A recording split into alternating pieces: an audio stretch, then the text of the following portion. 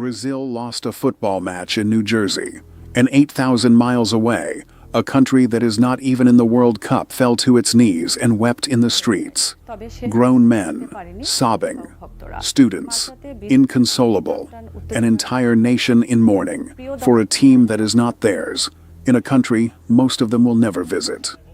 This is one of the most astonishing things about the World Cup that almost nobody in America understands, and it is the story of Bangladesh, Brazil, and a love that makes no logical sense at all.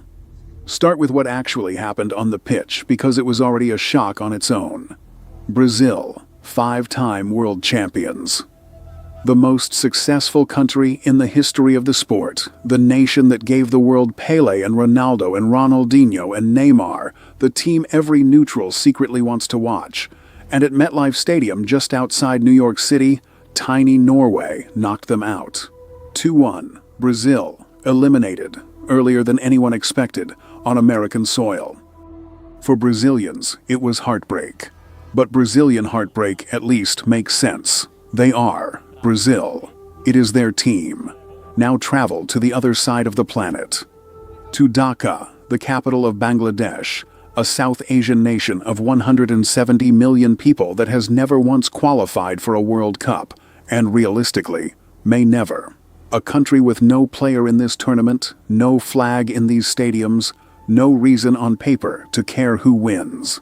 And when that final whistle blew in New Jersey, Dhaka broke. The footage is genuinely hard to believe if you do not know the context. Crowds of young men at the University of Dhaka gathered around big screens in a place they call the TSC, in floods of tears. Not disappointed, devastated. Faces buried in hands, friends holding up friends who could not stand.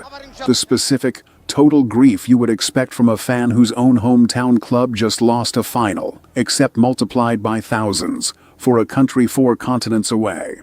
Bangladeshi news channels covered it like a national tragedy, because in a way, it was. So the obvious question, the one every American watching this is asking, is simple. Why? Why would a nation with no team in the World Cup care this much? Why would a student in Dhaka cry harder over Brazil than most Brazilians in Rio? The answer goes back decades, and it is beautiful.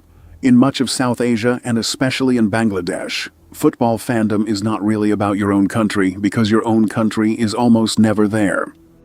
It is about choosing a side in the great, eternal, gorgeous rivalry of world football, Brazil or Argentina. Families pick one generations ago, and that allegiance is passed down like a surname. You are born into Team Brazil or Team Argentina, the way you are born into a religion. And during a World Cup, entire neighborhoods of Dhaka disappear under Brazilian yellow or Argentine blue. Rooftops fly enormous foreign flags, some of them hundreds of feet long, so big they make international news. Streets are painted. Friendships are tested. Marriages allegedly have been strained. All for 2 countries on the other side of the world that have absolutely no idea these people exist. And that is the part that should stop you. This devotion is completely, gloriously one-sided. The Brazilian players who lost in New Jersey have, in all likelihood, never thought about Bangladesh for a single second in their entire lives. They do not know that in Dhaka, a boy has their name on his back. They do not know that when they lose, a city 8,000 miles away goes into mourning. The love flows in one direction only, from a country that gets nothing back except the joy of belonging to something enormous. And somehow, that makes it purer, not sadder. These fans did not choose Brazil because Brazil chose them. They chose Brazil because they fell in love with a way of playing, a yellow shirt, a feeling, and they decided that was enough. There is a lesson in that for the country actually hosting this World Cup, because America, for years, was the place that supposedly did not care about soccer. And here is Bangladesh, a country that has never sniffed the tournament, caring more about it than almost anyone on earth. It is a reminder that this sport does not belong to the countries that are good at it. It belongs to everyone who ever decided to love it, whether or not their flag is ever in the stadium. A kid in Dhaka and a kid in Kansas City are, in the end, chasing the exact same feeling.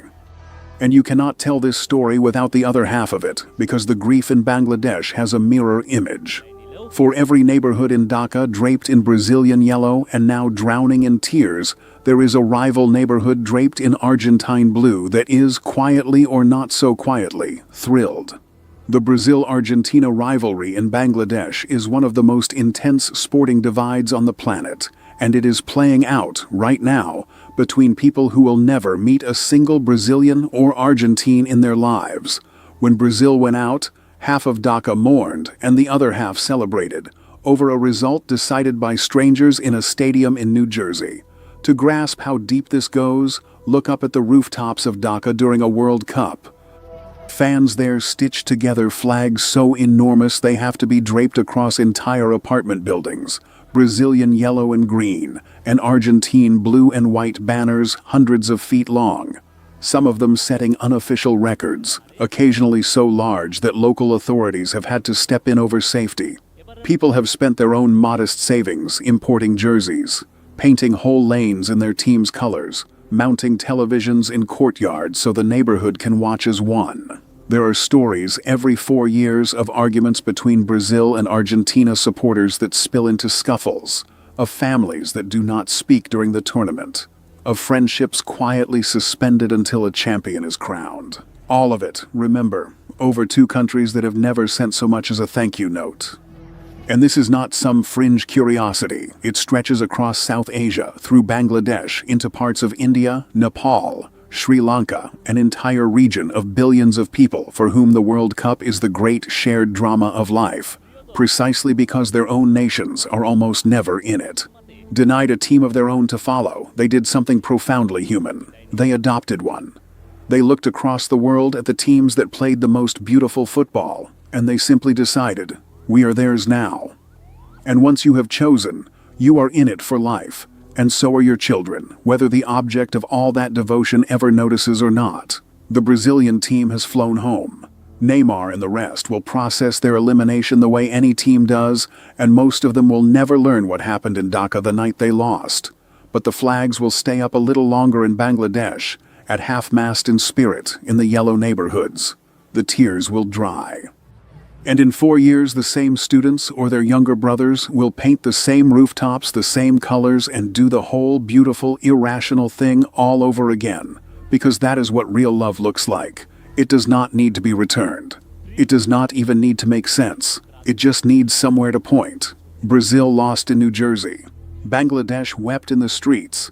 And if you ever wondered how big this sport truly is, there is your answer. It is big enough to break the heart of a country that was never even playing. This has been Culture Shock FC. Subscribe and stick around, because the World Cup does not just belong to the teams on the field. It belongs to everyone, everywhere, who decided to care.